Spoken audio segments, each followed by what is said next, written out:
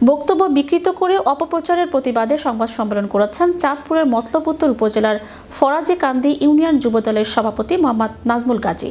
সোমবার বিকেলে আমিরাবাদ বাজারে আয়োজিত সংবাদ সম্মেলনে তিনি তার বক্তব্য অপপ্রচারের প্রতিবাদ জানান।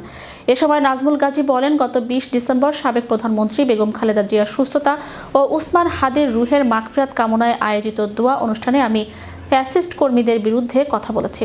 এই কথা একটি কুচক্রী মহল এডিট করে সামাজিক যোগাযোগ মাধ্যমে অপপ্রচার চালাচ্ছে। আমি এর প্রতিবাদ ও নিন্দা জানাই। আমার প্রকৃত কথা হলো, আমি ব্যক্তিগতভাবে বিএনপির কর্মী, তাই দলের প্রতীকের বিরুদ্ধে যাওয়ার কোনো সুযোগ নেই। সেই হিসাবে আমি ধানের শীষ প্রতীক বিজয়ের লক্ষ্যে কাজ করতে প্রস্তুত। বিশেষ করে আমরা ফরাজীকান্দি ইউনিয়নের সকল দলের রাজনৈতিক নেতৃবৃন্দ সুসম্পর্ক রয়েছে। আমাদের সকলের একই মত, ফ্যাসিস্ট বিরোধী অবস্থানে থেকে মানুষের কল্যাণমূলক রাজনীতি প্রতিষ্ঠা করা। সর্বোপরি আমার কথায় কেউ কষ্ট পেয়ে থাকলে আমি আন্তরিকভাবে দুঃখ প্রকাশ করছি। সংবাদ সম্মেলনে আরও কথা বলেন চাঁদপুর জেলা ছাত্র অধিকার পরিষদের সভাপতি জিএম মানিক, ফরাজীকান্দি ইউনিয়ন ইসলামী যুব আন্দোলনের সহ সভাপতি মোহাম্মদ জুয়েল মোল্লা, ফরাজীকান্দি ইউনিয়ন 7 নং ওয়ার্ড জামায়াতে ইসলামীর ভারপ্রাপ্ত সেক্রেটারি মোহাম্মদ ইকবাল মোল্লা। এ সময় মতলব উত্তর উপজেলা বিএনপির সহ সভাপতি গনি তফাদ্দার, ফরাজীকান্দি ইউনিয়ন ছাত্র দলের সাবেক সভাপতি সিদ্দিকুর রহমান, মতলব উত্তর ছাত্র অধিকার পরিষদের আহ্বায়ক হাসান মাহমুদ সুমন, যুগ্ম আহ্বায়ক মোহাম্মদ জয় মোল্লা, 7 নং ওয়ার্ড জামায়াত ইসলামের সভাপতি মোহাম্মদ সেলিম তফাদ্দার সহ আরও অনেকে উপস্থিত ছিলেন।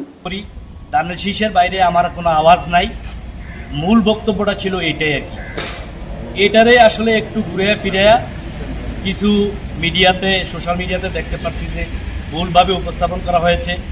তো আমি আসলে আমার বক্তব্যটা ছিল স্পষ্ট, আওয়ামী দোসর যারা, তাদের বিরুদ্ধে আমাদের কঠিন হুঁশিয়ারি। যদিও এটা বিভিন্ন মিডিয়ার মাধ্যমে, এর মাধ্যমে বা হোক বা কাস্টসিডের মাধ্যমে হোক, তারপরও আমি বলবো, যদি আমার বক্তব্য কেউ মনে কষ্ট নিয়ে থাকেন বা মনে কষ্ট পেয়ে থাকেন, আমি আন্তরিকভাবে দুঃখিত। আমার বক্তব্যকে ক্ষমা সুন্দর দৃষ্টিতে দেখবেন। ইনশাল্লাহ আমরা সবাই একে অপরের সাথে কাঁধে কাঁধ মিলিয়ে আগামী 12ই ফেব্রুয়ারি ইনশাল্লাহ সবাই যার যার পছন্দ মতো, যে যাকে পছন্দ করে তাকেই ভোট দেবো।